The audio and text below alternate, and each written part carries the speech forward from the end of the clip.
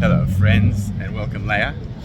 When you hear the term holy, what do you think? Close your eyes and think about it for a second. When something or someone is holy, what sort of comes to mind? Good answer.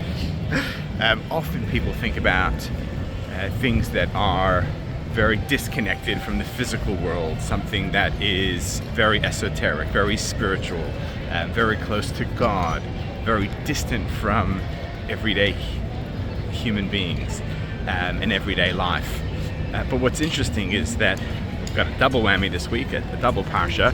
One of the names of the Parshat is Kedoshim, which means to be holy.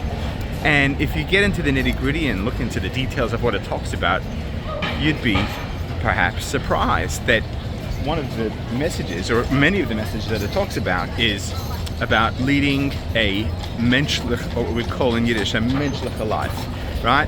If you sell items and you have scales that weigh those items, you've got to make sure that the scales are correct and right.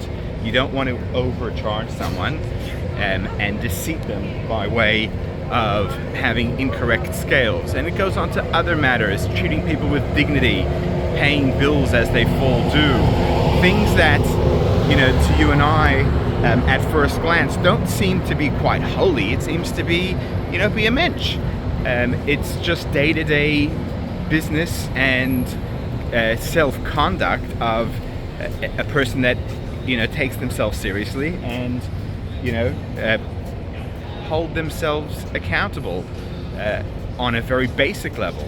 But maybe that exactly is the message, which is that to be holy doesn't necessarily mean to be disconnected from the physical world and be on the top of the Himalayas and focusing on things that are far away and spiritual and disconnected from the physical.